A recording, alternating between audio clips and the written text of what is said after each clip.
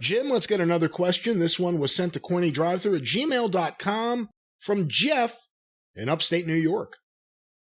I'm a longtime listener of the podcast who is just now making my first run through Smoky Mountain Wrestling. My question regards the spring of 1993. You appear on WCW and also get Arn and Bobby for a few shows. Arn and Bobby end up back in WCW, but you also shortly thereafter lose Orndorff, Fuller, and Golden to WCW. I heard you mention that Watts asked you about Paul Orndorff, but I haven't heard much about the departures of Fuller and Golden.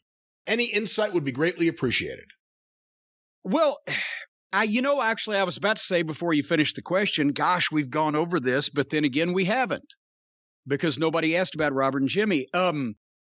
The timeline of events was that Watts had come in and become the vice president of WCW in somewhere around hot weather of 92, right? And, I hadn't talked to him in ages at that point in time, but, we heard about what was going on, and I'm like, well, he, if anybody can, he'll be able to do something with this thing.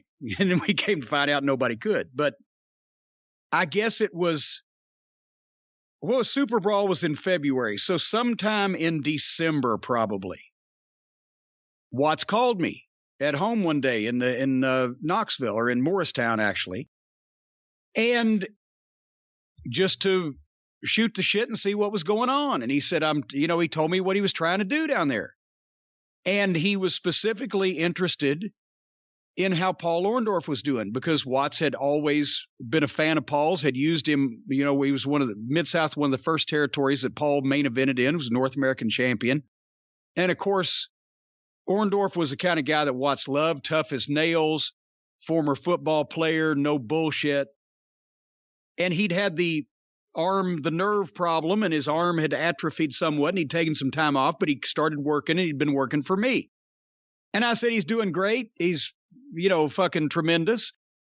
And that was the old, well, do you mind if I use him? I'd like to bring him in. Well, what am I going to say? He's going to pay him $100,000 a year. I'm paying him $500 a night. So I said, no, of course.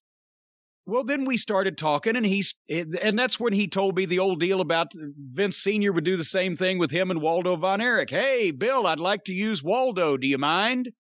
Well, what am I going to do about it? But I will, if you finish him up for me, I'll give you a week of dates on Andre. And everybody was happy.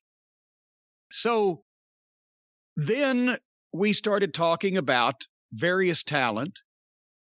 And over a few conversations, we started developing the idea that not only could WCW send me some guys every once in a while for shots or for a few weeks at a time or whatever, if they were trying to repackage them or they'd been off due to injury or they just didn't have anything for them, but they were still paying them, needed to get some work out of them.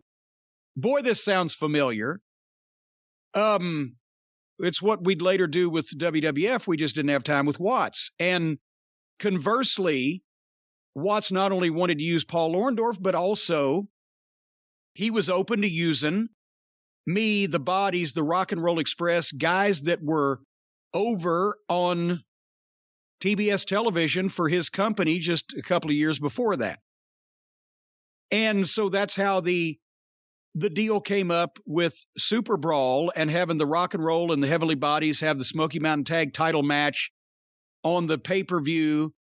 Because basically, I told him I was handing him a match involving the Rock and Roll Express, which were the most popular babyface tag team in the history of the company that he was currently running, and they could come back and work for him instead of the opposition up north, right? It's another bonus that he could have on WCW programming. And that happened, and we went through the Super Brawl pay-per-view in February. Shortly before that, I've told the story, is when he went home. Whether he was fired or quit, or, well, you can't fire me, I quit, or whatever, he called me a week or 10 days beforehand and said, they haven't told me, or they haven't given me the pull they promised me to give me. They're giving me a bunch of bullshit, and I'm about to be going home to Oklahoma, and I'm going to put my deal with you that we made in writing so that they can't screw you when I'm gone, which he did and faxed to me. And that's how I got my 25 grand, which was the payoff for the presenting the angle and all the guys involved in it. And that was in February. And of course, with Watts gone, we're not going back, and there's going to be no more talent trades. And I had just pretty much, done this and said, okay, we're going to move on. But the new regime came in, and of all the people, and I'm not knocking them as talents, but Robert Fuller and Jimmy Golden had been in the wrestling business since 1993 for almost 25 years each. They had never, either one of them, wrestled or worked for WCW or even Jim Crockett Promotions before that. And one would have thought from my roster that because they both lived in East Tennessee and were hometown guys there and had worked Continental all that time and et cetera. And you look at my roster, they were probably two of the least likely guys to be called in to WCW. And son of a bitch, Robert calls me one day, he says they want me to come in as a manager and they want Jimmy to come in as a wrestler, Bunkhouse Buck and Colonel Parker. And I said, what am I going to say? I hate to see you guys go, but they had been there since I started the company. They were going to make more money. At some point, I was going to have to let them go anyway. And how do you give Robert Fuller and Jimmy Golden their notice in Knoxville, right? So it wasn't a death blow to us. It was surprising, but we finished them up shortly after the little three-team program we did between the Stud Stable, the Rock and Roll Express, and Heavenly Bodies for the tag team title. And they finished up and went down there and had another, how long was that Bunkhouse Buck run? He was there for a couple of years. And Colonel Parker does Colonel Parker to this day. So it was not something that we expected, but like I said, it wasn't a death blow, but that's how that happened. It was after the Watts administration and all that other business had concluded, which is why that we hadn't told the story before of Fuller and Golden's specific departure.